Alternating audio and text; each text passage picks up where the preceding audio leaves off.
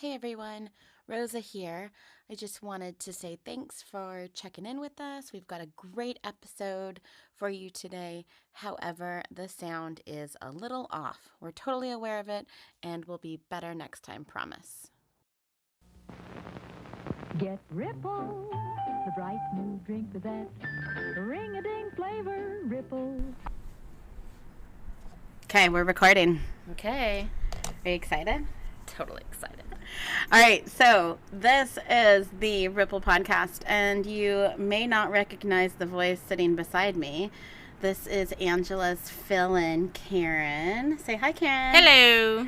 And Angela and I were super busy during the summer. We are both the superintendents of an agriculture building that took up all of our summer pretty much. And then she abandoned me for 3 months. She is actually away at boot camp for the Air Guards. So in the meantime, I'm going to have some super cool guests filling in. And today it's Karen. And we might have some background noise, but that's just, showing how professional this podcast is. Karen and I have known each other since high school. So it's been, a few years. Yeah. A little bit. Mm-hmm. And we are at her house, sitting outside, enjoying this beautiful weather, and we're seeing how it goes. I'm on a new laptop because that was super fancy. It was part of another thing that kind of held back the recording issue. I dropped my old one and had to get a new one, and hopefully it's going to work. So far I'm seeing the little squiggles on the screen, and everything's looking good. Mm-hmm. Okay, so do you want to share anything with the 2 listeners, since you're one of them, and so you're not listening, you're actually recording, so you're not getting to listen. So the 2 listeners. I'm super honored. I feel like I'm going to be famous after this. I mean, you might be. Macedonia. Super honored, honestly. So that's one thing I told Karen the other day. I got an email that the Ripple podcast is ranking number 120 in the comedy section in Macedonia. And I had no idea what or where Macedonia was or is. And the people that I mentioned it to didn't either. One person even didn't believe that Macedonia even existed anymore. A couple people, I think. A couple. There might have been a few. So yeah, you might be really famous in Macedonia. I know. And I'm pretty good with geography. I mean, I'm decent. I know where Australia is. Do you know the temperature in Russia? Well, that is one thing why I cracked up when I heard that episode, because I was like, oh my God, Russia takes literally 1/5 of the Earth's land mass, which I had learned like a few weeks even before hearing that podcast, so I was cracking up when you asked Siri what's the temperature in Russia. I didn't know Russia was that big. It's huge. It's cold. It's huge. Cold. So, if you know the drill. You've listened to the Ripple. I love this podcast. If you want to jump in and stop me, interrupt me, ask questions, that's what you're here for. Okay. So I'm going to tell you a story. Oh, yeah. Tell me a story. First, most important thing. we're having some really good drinks. Yes. We're having some 19 Crimes Cali Red. This is the one with Snoop on the label. Literally, I was telling Rosa this. We were just talking about red wine last night. How I drank a couple throughout the week. I was like trying different types of red wine, thinking, oh, I like beer, but I know why they say wine helps with bloat and all that stuff. So, okay, I'll try wine. And of all the wines I had tried, literally this Snoop Dogg Cali Red wine is the best. It's really good. It's really good. Do you know that I saw Snoop in concert? No. In Ventura, at the Ventura Theater. Really? Mark and I went. When? My friend Mark. So within the last 10 years or so? After high school. Oh, yeah, after high school. Yeah. Oh, that's and cool. We were at the concert, and it took probably like 2 hours for him to even come out on stage. Oh. And when he did, the air was so thick with smoke, we could barely, and it's a little teeny theater. Yeah. But you could barely see the stage. And he comes out with this, like, entourage of, like, 72 people, like, on, like, lowrider bikes and stuff. I mean, it was super fun, but it was a concert that we had to wait around for a while. He was taking his sweet-ass time. But it was a good concert. Well, he makes great wine. He does. I highly recommend it. Oh, you can take a picture of that and put it on your Instagram, right? I will. I will. Check out the gram. Mm-hmm. All right, are you ready for a story? Yeah, tell me a story. Okay, so I'm going to tell you a story about this guy named Christopher Scarver. And I asked you earlier if you'd ever heard of that name. No, I have not. Okay. And you told me not to look him up online. Correct. Although I was tempted, but I did not. Good. Very important. You followed the rules. I did. You consider yourself fairly knowledgeable in the true crime world? I mean, you know of some... Yeah, I guess the famous ones. Crimes. Yeah, the famous ones. Name a few that you know of. Like John Benet Ramsey. Okay. That was the first one that got me into true crime. Was that? Mm-hmm. What's the In Your Own Backyard up north? Yeah. Whatever her name was. I followed that for a while. Why am I blanking on that? I don't know. But that was a good one. And smart. That was an interesting one. I don't know. Those are probably the first that come to mind. Okay. The first ones. Okay. So, as we go along, you might maybe have heard of this. I don't know. Okay. So, I'm going to tell you a few of my sources. And there's quite a few. I mean, sometimes I have like two and sometimes I have more. So, this one I actually did quite a bit of digging. So, this is Murder Dictionary Podcast, which is a podcast I listened to. Okay. Wikipedia, of course. allthat'sinteresting.com. New York Post interview. Nature.com. Amazon.com, LAD Bible, and Vim, Buzz.com. LAD Bible? LAD? So is this a religious connotation to the story? No, I don't think that means like...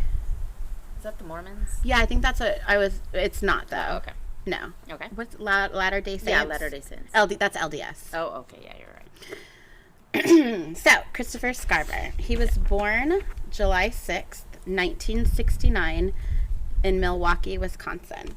He was the second of 5 children. He wasn't very good at school. He struggled like all throughout school, and he had to work really hard just to pass, his average classes, which I can kind of relate to. Like, I was always a C student. I never worked very hard. If I would have worked hard, I probably would have done better. But I kind of get that, like, I just was average. So I can kind of relate there. Sure. He may have had some, like, underlying undiagnosed learning disability. And, you're a teacher, so you deal with kids, that might have, an IEP. Maybe they struggle retaining information or reading or, there's so many things that we're finding out more and more now. Sure. That these kids, 20, 30, 40 years ago, just they grouped them all together. They didn't have the extra assistance they have now. Yep.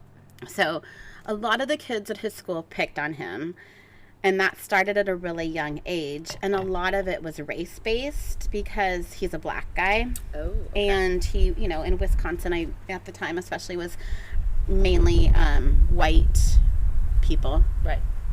As he got older, he started partying a lot to deal with his frustrations of school and his classmates. He was attending James Madison High School, and he started getting into trouble with the teachers, and he partied a lot more, and this kind of created like a circular cycle of bad behavior, poor grades, getting into trouble, more drinking to do with those bad grades and getting into trouble, causing more getting into trouble. Yeah, I mean, just, like a spiral. Absolutely spiral. Yeah. But by 11th grade, he knew that he wasn't going to graduate on time, so he decided to just drop out of high school. So this extra time off of school let him drink and do more drugs. Well, yeah. Because he's got all this extra time on his hands. And his mom's like, no, I'm not putting up with this. You have younger siblings. Oh, right. You're living in my house. This is one of 5. Right. Oh, this is not the example you're setting for your brothers and sisters. So you're out. Is this a single parent? Single mom. Which I 100% respect her for. Like, she wasn't going to... That's tough. Put up with that. She's doing the tough love. Yeah. Yep. So around the same time that his mom kicked him out of the house, he also found out that his girlfriend was pregnant. Ugh, but this is the kick in the ass that Christopher needed to start straightening out. Oh. He quickly found a job as a trainee carpenter working for the Youth Wisconsin Conversation Corps. Okay. And he had this supervisor there named Edward Pratts. And Edward told him that he's, really likes the way he works. And as soon as your training apprenticeship, that's the word, apprenticeship was over, you're going to have a permanent job. So Christopher's like, this is awesome. Nice. This is what I need. I'm going to help support my baby and my girlfriend. It's a stable full-time job. And I'm totally guessing here, but I'm assuming it probably had some decent benefits. Yeah. If you're working for, kind of like the state. Yeah. So things are looking pretty good for Christopher. All right. Until his supervisor, Edward Pratt, was let go. And Edward hadn't mentioned to anyone that he had promised Christopher a permanent position. So when this temporary position ended, Christopher was not offered a job. And he just felt as though as he was being singled out all over again, like he was in school because of his race. And he's like super devastated, and he's putting all of this blame on the new site supervisor, Steve Lohman. And Christopher fell into this super dark, deep depression, and he started dealing with it the way that he had in the past, which is smoking weed constantly and drinking 3 40s a day. So this drug and drink-induced state caused more depression and anxiety about the future of his child and what he was going to do financially. Because remember, he's not living at his mom's house. He's not, living or affording a place with his girlfriend. He's kind of, borderline homeless. And he's spending a bunch of money on weed and alcohol, it sounds like. So, again, there's a lot of this circular, spiral behavior happening. Yep. So he's, poor choices are leading to more and more poor choices. He's now only 19 years old. Yeah, he's still young. Yeah. That's a lot of responsibility and pressure for a 19-year-old. Yeah. It's 1990, and he makes his way to the Wisconsin Conservation Corps office. His plan was to talk with the site manager, John Fayen, and discuss a job. When he got to the office, the replacement supervisor, Steve Lohman, was also there. Christopher was caught a little off guard, and some sort of an argument began. Uh-oh. Christopher ordered Steve to get on the ground face down. He started yelling at John, telling him he was owed money. John opened his wallet, but he only had $15 inside. After seeing this small amount of money, he aimed his gun at Steve and shot him in the head. He turned back to John and said, quote, "Now do you think I'm kidding, Mr. Hitler? I need more money." John grabbed a checkbook and wrote a check for $3,000 and gave it to Christopher. Even though Christopher now had the check in hand, he still turned the gun at Steve and shot him 2 more times. John was able to knock the gun out of Christopher's hands and run off unharmed. Unfortunately, Steve died at the scene. Christopher was arrested just a few hours later. He was just sitting on the outside stairs of his girlfriend's house, and in his pocket was the check from John, a credit card, and the 25mm gun that had killed Steve. So he's just sitting there. He wasn't trying to hide. He's just... And he didn't have any other criminal things happen in the past? This is his first. He'd gotten in trouble, at school and stuff, but never with the law. Nothing violent. No. So when the police come to arrest him, he told them that he was planning on turning himself in because he knew what he had done was wrong. Christopher went from 0 to 100 in rather a short amount of time. Like you had said, he had never been in the trouble with the law before, and he had never even really been in fights. He has a baby. On the way. She's still pregnant. She hasn't had the baby yet. Lovely. He was never known to be violent with anyone, so for him to go and take another human's life is actually pretty surprising. Interviews with psychiatrists and police occurred over 2 years. Wait, can I stop you for a minute? Absolutely. So he admitted to this?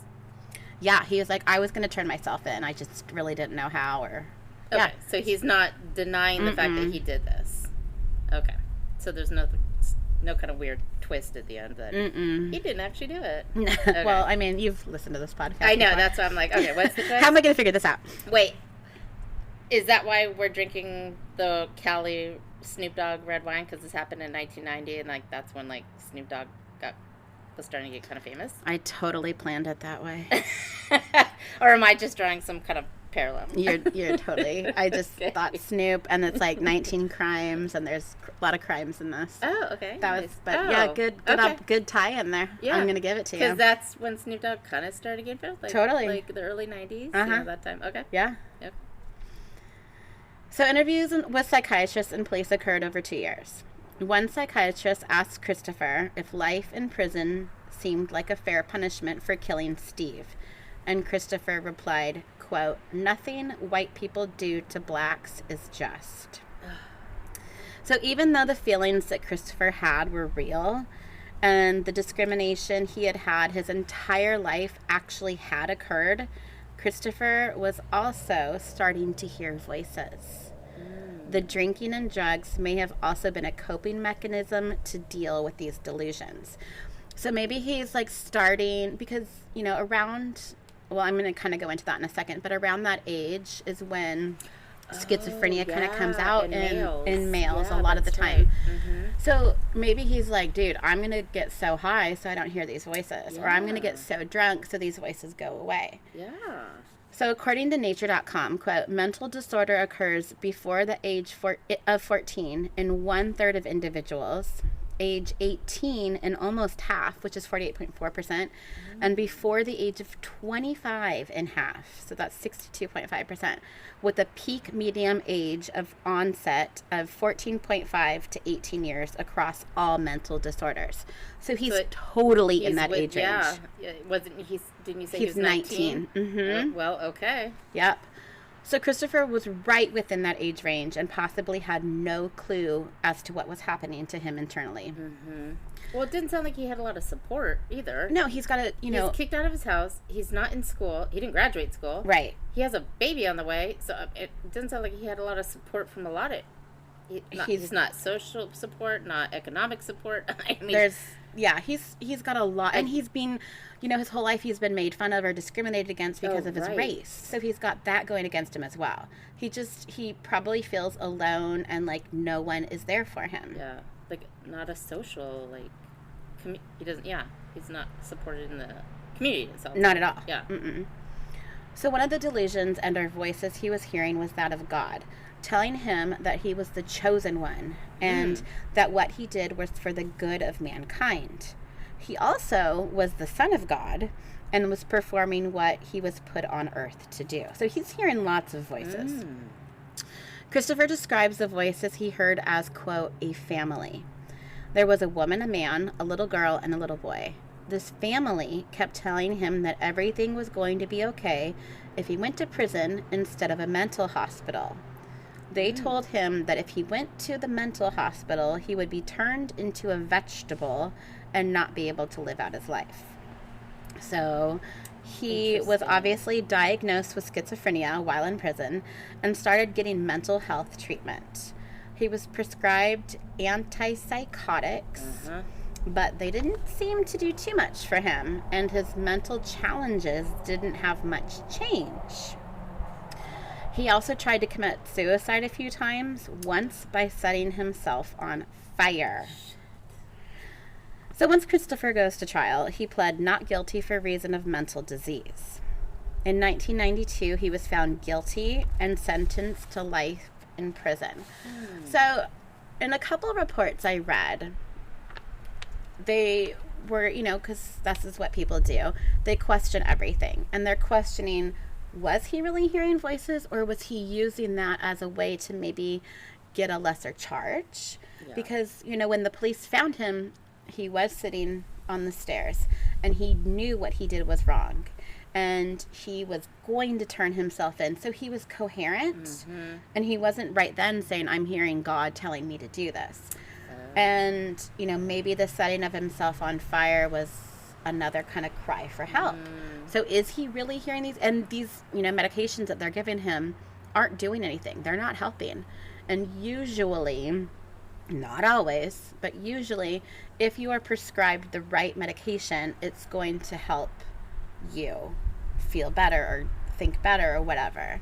So was he really hearing these voices? Well, that's such a gray area too. It's like, I'm sure this comes up in a lot of cases where people plead insanity or whatever they plead. I mean, that's not uncommon for if you have a situation like this for.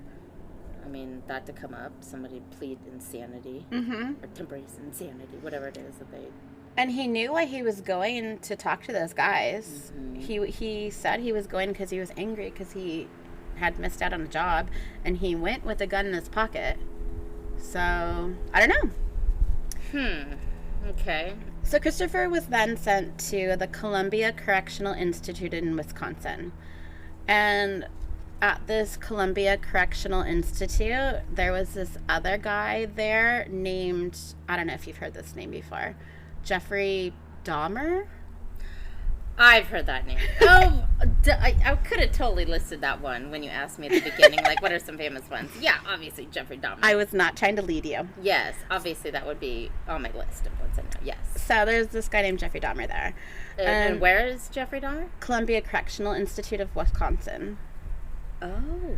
And they met each other. They were at the same prison, and he was, at the time, serving 16 life sentences. Oh. So if you don't know Dahmer, maybe you shouldn't be listening to this podcast. But if you don't, please keep listening because or look him up. It's interesting. We need all three listeners. But so Dahmer obviously was a very well-known killer in the public as well as in the prison community. In 1990, this is the early 90s? Yeah. So he had been in prison for a while. Because Dahmer, that was way before 1990. Dahmer started killing in 78, and I believe he got arrested in 91. I think his killing spree, I might have that in here, I don't remember. Wow. I feel like it lasted until 91, but I could be off. Okay, wow. So they knew each other. Well, or they were at the same place. They were at the same place, okay. Yeah. He pleaded guilty to 17 murders, and the condition in which police found his victims' bodies obviously were disgusting. Like, they were dismembered, they were preserved in like jars, in pots. They were like prepared for consumption. They found like a head in a refrigerator. Dahmer was also gay, and he had also raped many young black male victims. Really? Oh yeah. So he especially at that time, his crimes had this like stigma about them for, anyone else, any other prisoners. I mean, he had the, if there were gay bashers, he had all those people out to get him. If he was a racist because he went for like black victims, all those people went for him. He killed... You're talking about Dahmer. Right. Yeah. Right. He also murdered very young boys, 12, 13, 14. So, he's a child rapist and murderer. Jeez. So all of those people are going for him. I knew of Dahmer. I didn't know specifically it was, like, young blacks. Like, so there's a documentary on Netflix that just came out called Dahmer. And this is way before I even started this episode, or this research. So the timing is kind of cool. I just started watching the Netflix documentary. Oh.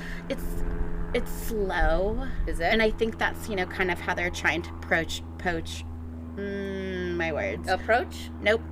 Portray. Yeah. Portray Dahmer. Like he's kind of maybe a thinker. I don't know. It's kind of slow. Like I feel like I need to watch it in like 1.5 speed. But it's very interesting.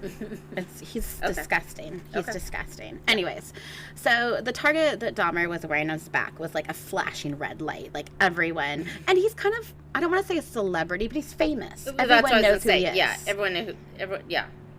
Even if you're not into true crime, I'm sure most people have heard of him. Right. They're like, at least people our age. Well, and anyone in the prison system, they all know he's coming. So, right. Right. Yeah. Guards and criminals. Mm-hmm. So Dahmer reportedly told family members that he didn't care what happened to him while he was in prison. He's like, I'm a born-again Christian, and he was prepared to repent for his crimes and sins and meet his maker. So the first year that Dahmer was in prison, he actually was kept in solitary confinement for his own protection.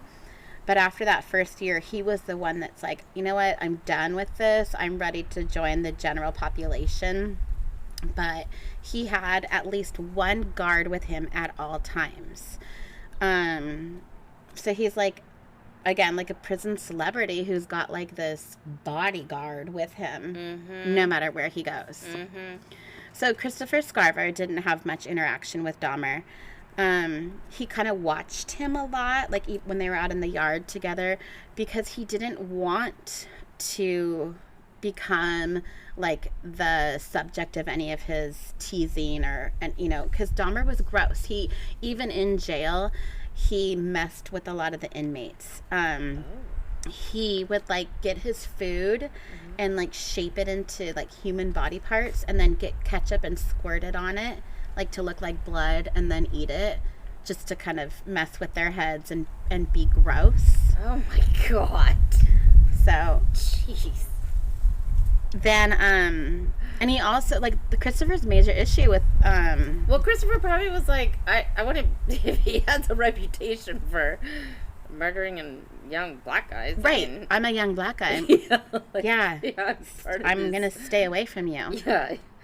So the major issue that Christopher had with Dahmer was that Dahmer didn't have any remorse for what he did. And Christopher just did not want to be around him. Once, though, this other inmate, Osvaldo Durthree, rushed Dahmer and sliced his neck open. Oh. Dahmer got injured, but he recovered. And he went back to the general population. So he was, definitely provoking other inmates. There was this other man in prison named Jesse Anderson, and he was in prison for killing his wife. And there's the Cliff Note version of him. So in 1992, Jesse and his wife went out to dinner to TGI Fridays, just in case you wanted to know. Okay. On a date night? Date night, Applebee's. After dinner, he pounced on his wife, stabbing her 5 times in the face and head in a parking garage. He then woke up on the wrong side of the bed. He's not a good man either. He then stabbed himself a few times, but they were all for show, none like life-threatening. And Jesse told police that 2 black men had attacked them.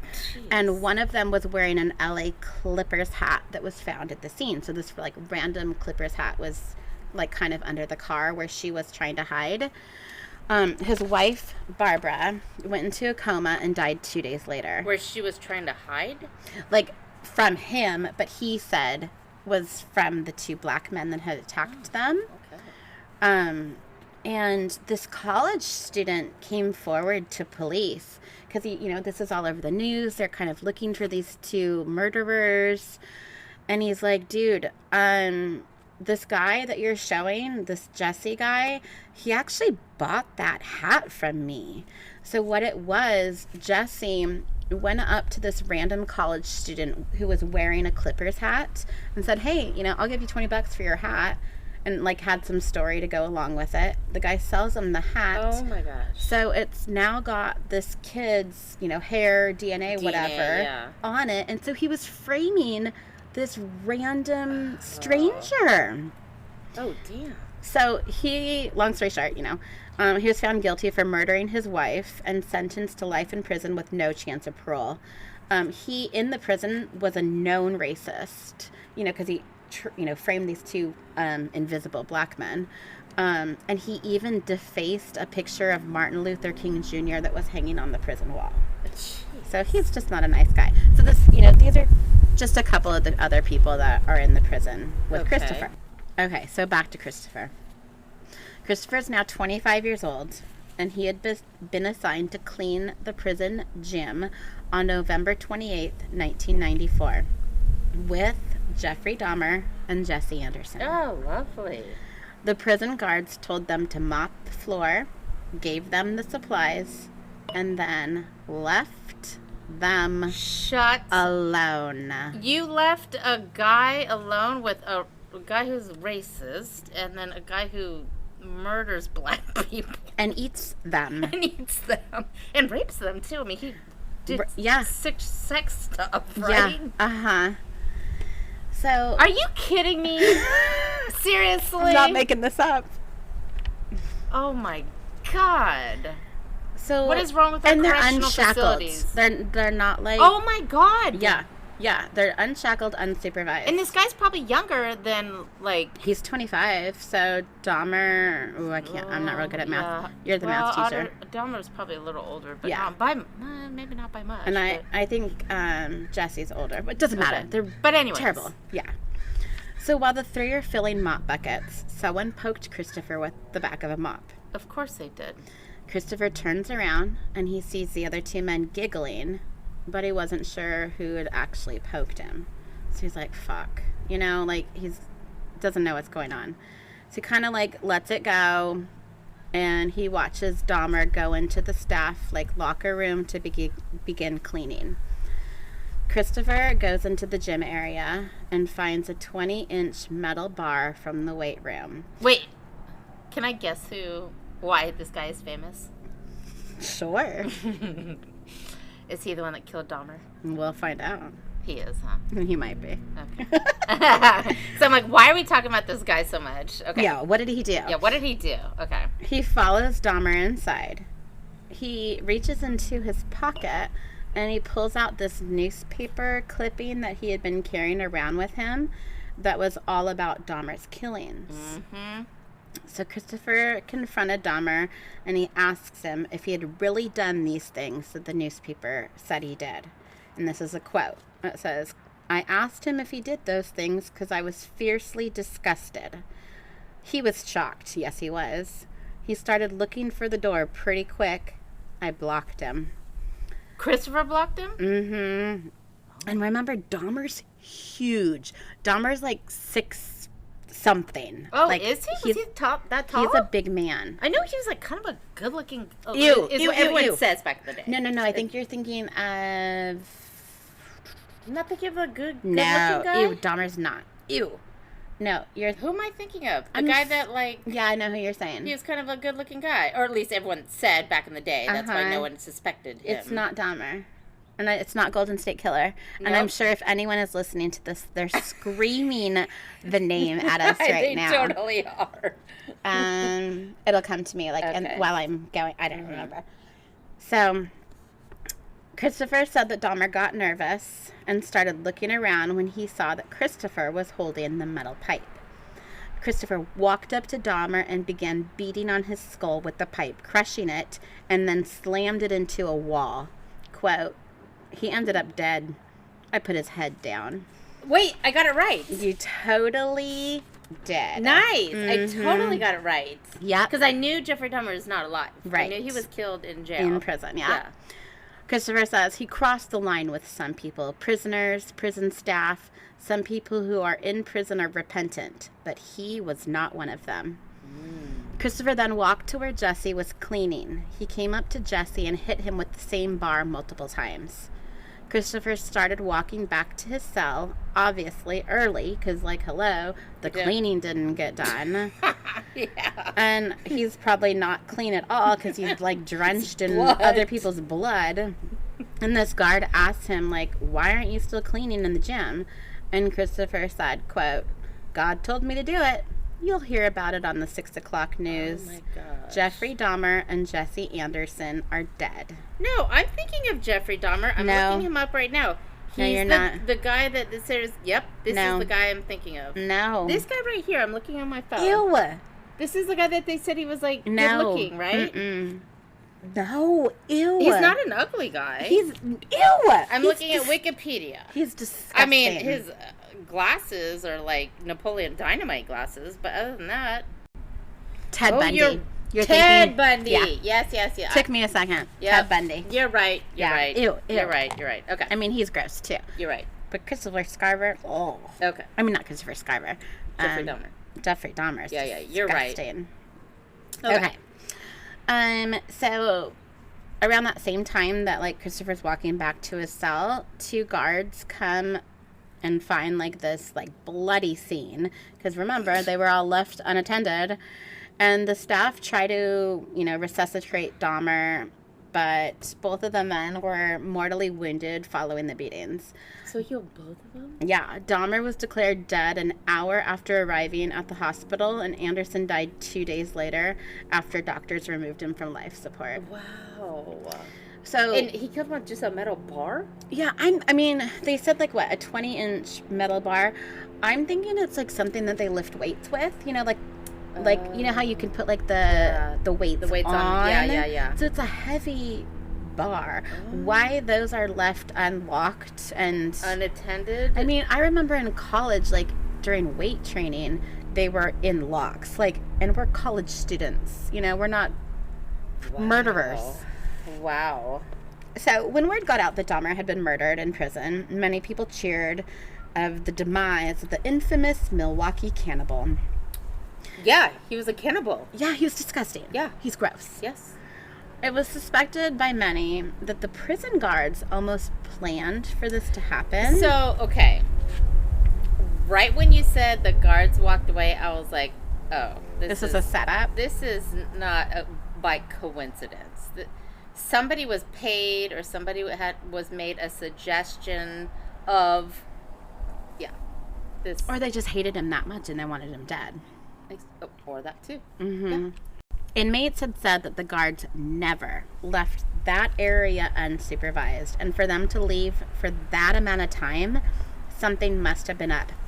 Now, I don't really know how much time. I had looked, like I said, all those articles. I never saw, like, what the estimated time left alone was, but for Christopher to get poked, get pissed, go grab a metal bar, follow Dahmer, bash his head in 2 times, and then slam it, and then leave that scene and come across and kill Jesse.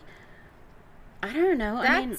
Well, first of all, people don't just go from getting poked to, like, I'm going to murder you in 2 minutes. There's usually a buildup of some kind of tension. But he also, like, he had that clipping of Dahmer in his pocket. So he did not like Dahmer. He knew exactly who he was. Oh, yeah, they all did. Yeah. So Christopher said that the guards knew he was on the verge of a psychotic break, and they used that, like, to act out what they wanted to happen to Dahmer. I could see that. He also said that certain foods make him act irrationally. Like, the more that he's, like, kind of come, like, and figured out who he is. He said, like, I think it's, like, refined sugar, and I have it in here somewhere. I'll come, yeah. Soy? No, it we wasn't were just soy. talking about that last night. We were. Soy. No, it's like affects your hormones. Mm-hmm. Refined sugar and, like, maybe, like, processed carbohydrates or something, which I'm sure. You want to kill somebody? I mean, that's a bit extreme. You would think those probably aren't good things for anyone as we drink, red wine. No, but there's not a lot of carbs in red wine, right? No, Jesus made it, and Snoop. Yeah, that's can I just point out that Jesus' first miracle was making water into wine, not his second, third, fourth, or fifth. His first miracle was turning water into wine. And with the help of Snoop Dogg, he's making good wine. He's making great wine. So Christopher Scarver is still in prison, serving his multiple life sentences, and he is now self-publishing his poetry. Well, you know what? Why, if he's in prison, if he's already sentenced for life in prison, why not kill him? Right. He doesn't have anything to lose. It's not like he's going to get out soon and see his baby. Right. I mean, maybe he thought he was going to get out for good behavior or something, but he was sentenced to life. So he's like, I have nothing to lose. There's nothing to lose. Mm-hmm. You want to poke me in the ass with that broomstick? Well, guess what? I'm not going to beat your head in. I have nothing to lose. Mm-hmm. So one of his poetry published books from 2015 is called The Child Left Behind, which I think is a very sad poetry title. Another one is God Seed, poetry of Christopher J. Scarver. And like reading the Amazon summary, it describes it as a, quote, poetic vision of the world as seen through prison walls. Christopher's poetry describes his journey from despair to hope, from mistrust to finding the good in others. And as much as I love that, I also don't want to give him money. And I don't know if he would even get the money, but like, I don't know. I don't. Can you make money like when you're in prison like that? I mean, maybe that goes to your, like, ability to buy shampoo or something. I don't know. Or maybe he has it set up to go to his kid. Yeah. That would be nicer. That would be nice. So I would support that. Yeah. He spends his free time writing songs, music compositions, short stories, poetry. Wait, can I stop you for a minute? Uh-huh. So were people, like, giving him high five when he killed Jeffrey Dahmer? A lot of people were happy about it. I mean, even like the general public, like outside prison walls. Like freaking Jeffrey Dahmer's dead. Hell yeah. So he was getting like, yeah, people were not upset. against, yeah. Interesting. Okay, that's what I would imagine. Okay. He also is working on prison policy proposals, and he creates a lot of art. He also wants to attend college for mechanical and electrical engineering through his APRA initiative. In 2012, he was like kind of talking with some other people about writing a tell-all book about the killing of Dahmer. And according to TMZ, the book would reveal the, quote, sick, sadistic mind games and practical jokes Dahmer played on everyone around him in prison. Oh. But that was in 2012, 10 years ago, and nothing ever came of it. That would be... So I don't know if that's actually going to happen. Okay, so remember, this is called the Ripple Podcast, and it's the podcast where we tell you the story and then what happens after the story. Yes. So there was one, I feel, kind of main character that was left out of this. And you kind of already hit on it, was Christopher Scarver Jr., his son. Oh, so he had a son. Because I don't think you've mentioned if it was a boy or girl this whole time. He had a little boy. So it was a boy. Okay. And Christopher Scarver Jr., he did an interview with CNN in 2014. Okay. And he remembers hearing about, like, who his dad was and what he had done when he was around 10 years old. And that says, quote, I was about 10, and I saw it on TV, and that's how I found out. Wow. A big picture of him popped up, and I was just shocked at that point. So he still didn't really, 10 years old, he still didn't really, like, understand or comprehend, like, who his dad had killed. Like, he sees his dad's picture on TV. Well, that's what I was saying. People who know who Jeffrey Dahmer is or was are people like our age or older. That's what I'm saying. People like younger than us probably don't know who Jeffrey Dahmer is or the significance of him. Right. He's like coming, He's back young. again. Yeah, but he's yeah. young. So he had heard like the name Jeffrey Dahmer for as long as he can remember, but he didn't know like what the significance sick human he was. It was, yeah. Until he was much older. Yeah. So Chris Jr. was born just after his dad committed the murder at the youth camp, and he had always believed his dad would someday come home. He was asked if he thinks his dad was set up by the prison guards to kill Dahmer. Can I stop you for a minute? You Yep. said a youth camp? It was like the youth...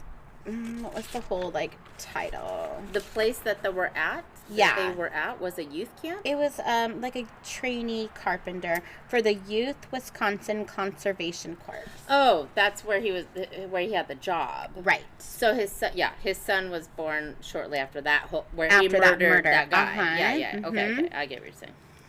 So he was asked if he thinks his dad was set up by prison guards to kill Dahmer. And he says, quote, I think about that all the time. It makes me wonder if he even did it. But, like, he can't really deny too much since Christopher pleaded no contest to the murders. And that's what I was saying. I was like, did he actually, say I did do it? That's why I asked you. Like, did he actually admit to doing this? So, yeah, there wasn't an investigation on the incident, like with with Dahmer and Jesse, and it did conclude that Christopher had acted alone. At first, Christopher pleaded insanity, but later changed it to no contest. In exchange, he get a transfer to a federal penitentiary. So he did get 2 additional life prison sentences added on to his original sentence. And when he was transferred, he was put in solitary for 16 months. What? It's a long-ass time. So for 5 years he served. The hell? That's a long time. But you killed Jeffrey Dahmer. Like, but it's a very violent crime. but you killed a really bad dude. Like, doesn't 2 negatives equal a positive? I mean, I don't know. It's a matter of opinion. Jeez. So the 5 years he served at federal prison in Florence, where he was given help for his mental struggles. He was given audio tapes to listen and focus on, and these kind of helped to quiet the voices in his head. And he was also given jobs in the prison that, like, kind of kept his hands and mind busy. He was allowed interaction with other inmates in the prison yard, and there were never, ever any other outbursts of violence. Oh. After these 5 years where he was doing rather well, he got transferred to another facility that was much more strict. In 2005, he filed a civil suit against the officials of the Wisconsin Secure Facility, where he says that he was the subject of cruel and unusual punishments that directly contradicted his constitutional rights. You mean like leaving him alone with Jeffrey Dahmer? Well, he's actually saying it's that he spent 16 years in solitary confinement. Oh, that too. As the punishment for killing Dahmer. Oh, okay. So there was this district court judge. She dismissed the suit against several of the defendants and ruled that the actions of the remaining officials could not be considered unlawful. Christopher unsuccessfully appealed the decision in 2006. And later, federal district court judge Barbara Crabb ordered that Scarver and about 36 other seriously mental ill inmates be relocated from the Wisconsin facility. Christopher was eventually moved to the Centennial Correctional Facility in Colorado. So he says that he's been evaluated by 10 to 20 prison doctors, but he still doesn't understand his mental issues. And then remember how I was talking about, like, the whole food stuff? Oh, yeah. He says, quote, "I found out in my own research what the problem is. Certain foods I eat cause me to have a psychotic break. What? Bread and refined sugar. Those are the main culprits," he says.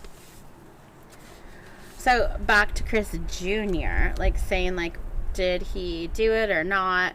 Like, Chris Jr. says he goes back and forth. Like, he wants to believe his, have every, like, good thought about his dad. And regardless if he did it or was set up or whatever, he believes in his whole heart that his father is the one who helped him when he was the most vulnerable. He says, quote, "I was actually starting to go down the wrong road, and that's why I wrote to him. I didn't know what to do. I needed some guidance.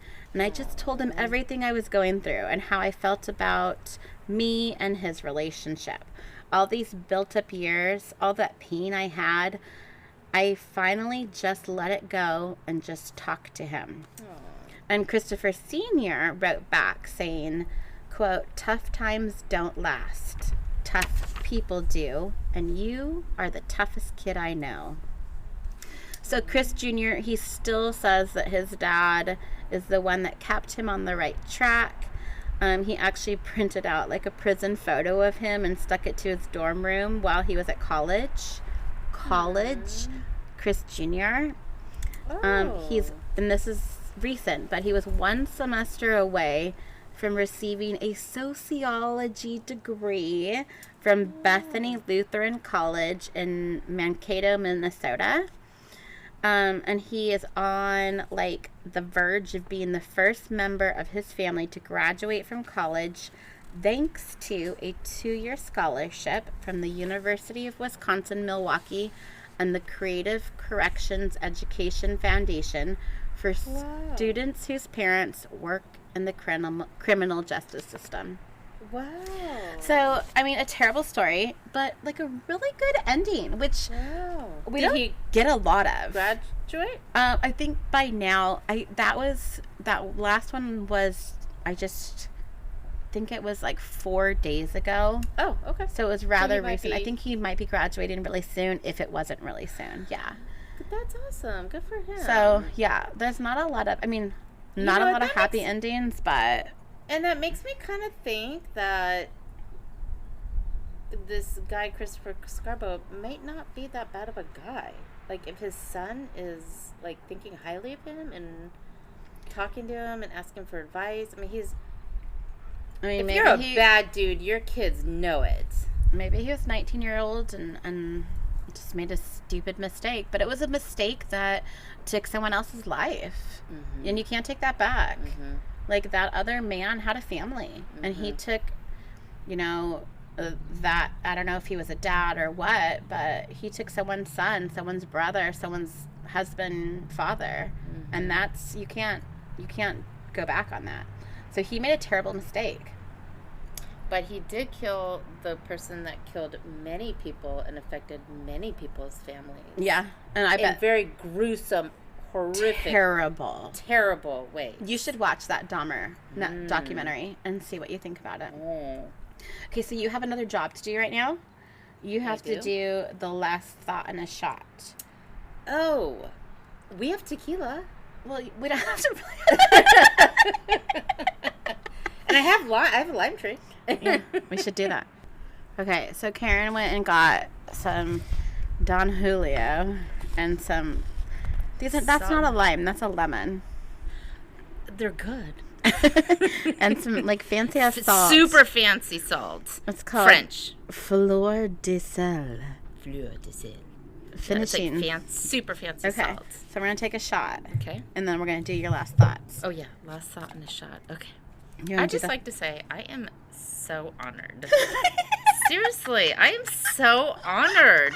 Like, I was telling Kent, I was like, oh my God, like, I was asked to be a guest on this. I know. Like, and he didn't know that Angela had gone away. I know, Elizabeth it's been did. kind of on the DL. Yeah, so I was explaining him, like, he was like, well, when was the last time they did their podcast? And I'm like, it's been, like, a couple months, right? Well, Angela's been gone for almost 3 weeks, and then we had Olive Fair, and then my broken computer. So it's been like almost 2 months. It's been That's what I thought. like, quite a while. It's been a while since I've heard the and last we went episode. radio silent. Like we didn't say anything to anybody. Like, hey, we're gonna be gone for a bit, but we'll be back. Yeah. We just like dropped off the face of the earth. I know. I'm super honored. Well, I'm so glad you And could do I this. hope, yeah.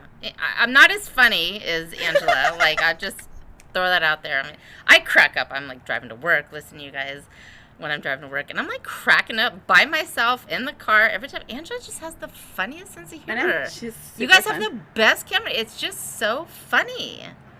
Well, we're happy that Well, thank you. could step I'll in. just fill in for a little bit, Angela, while you're doing your thing. Hey, and maybe you can be the third.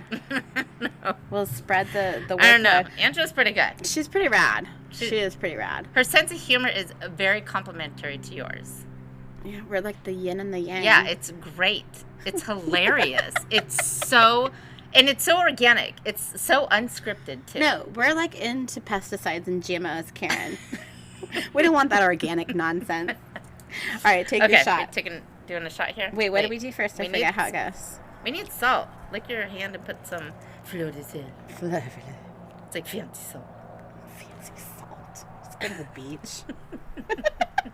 It's from the ocean. Oh damn! Did you pour this shot?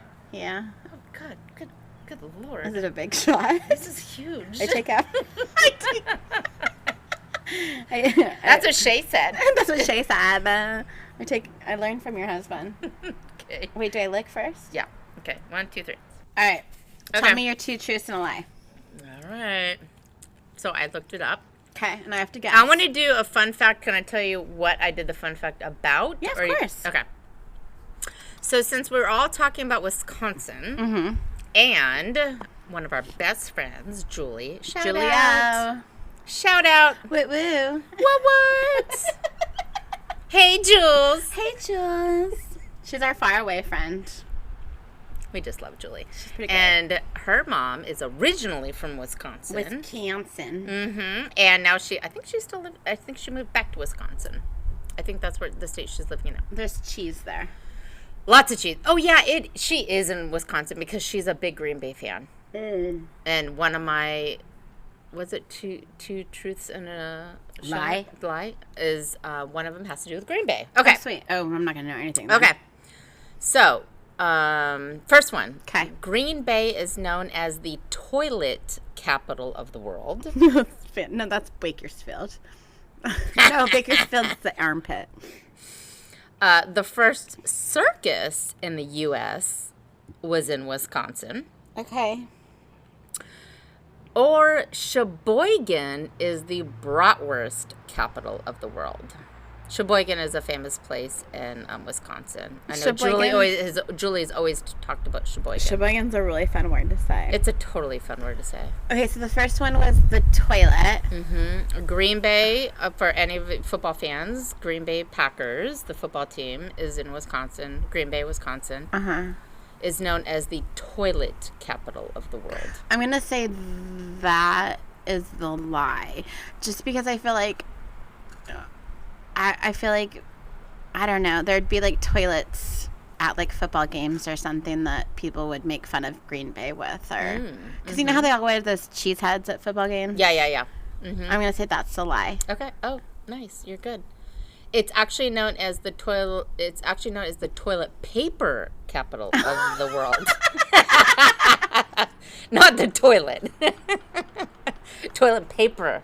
And I don't know why. That's interesting. I'm like, is Kirkland in Green Bay? That's the best toilet paper. Right? If you want to do a toilet paper test, right? Kirkland is going to win hands down. Hands down. And I know, I'm sorry, Adam, Procter & Gamble and all. Oh, maybe Procter & Gamble is headquartered in Green Bay. No, I don't know. But that's interesting. Kirkland is the winner. If I'm going to do a toilet paper test. Totally. You know, another good one is Northern Exposure. Lights. Northern. Damn it. What is it? Northern something. Toilet paper? Yeah. Again, people are screaming. And it's really good toilet. Northern Quilted. Oh, okay. Northern Quilted, yeah. Very good toilet paper. Hands right there with Kirkland. Okay. Okay, yeah. And then I guess the first circus was in Wisconsin. Huh. That's interesting.